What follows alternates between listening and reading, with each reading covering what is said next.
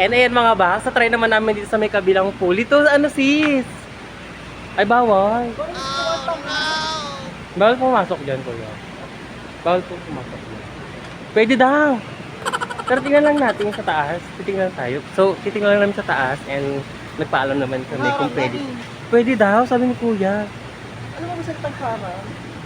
Ayan. So, titingnan lang natin yung view.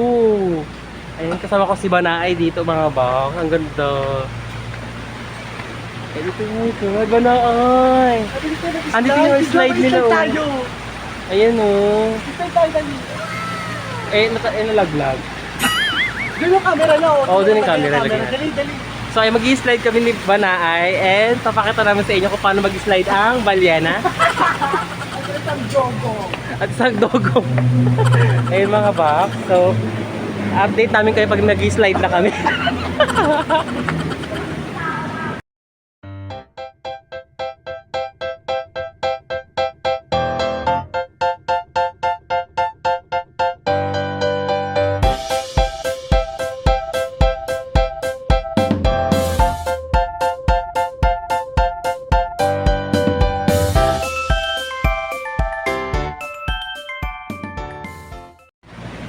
So ayan mga bak, hindi pala kami pinayagan mag-slide. Kala ko pwede.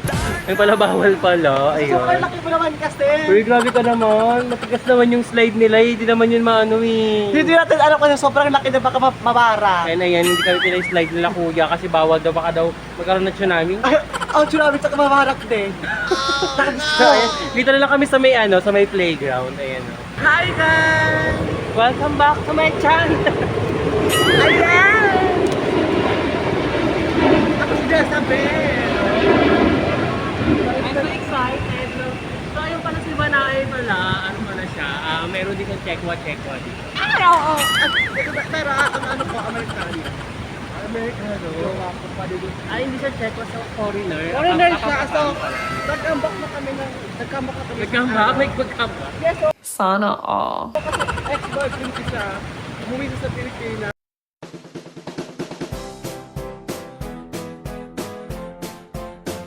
Dito mga box, bababa pa lang siya. Banaay parang kang ano dyan, diwata-diwata.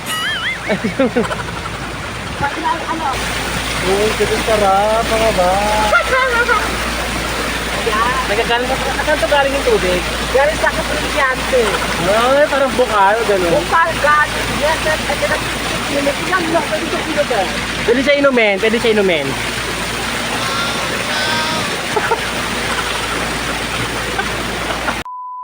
Only love can hurt like this.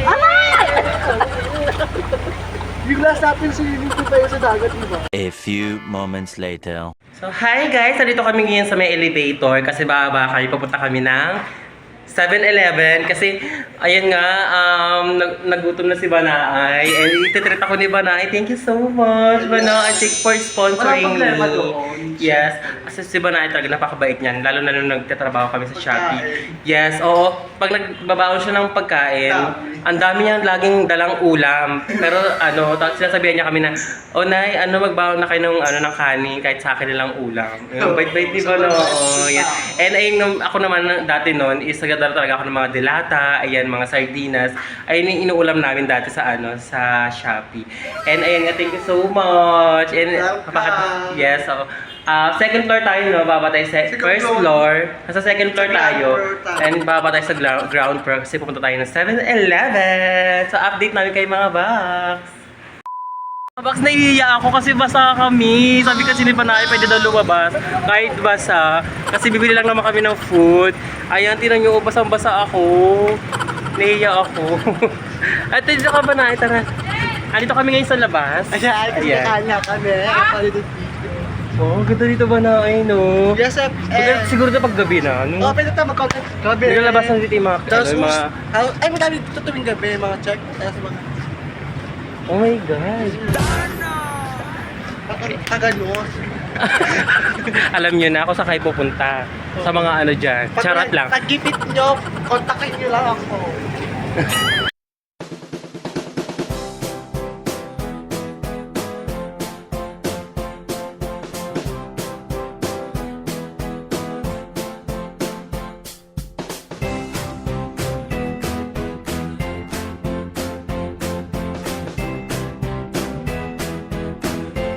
tomorrow.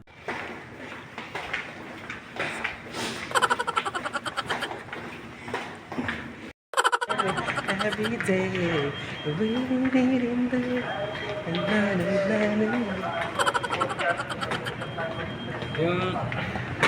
and ayun nga mga kabaks, nakalabas na kami na. Ubus na ako. Hi po. 15 minutes later.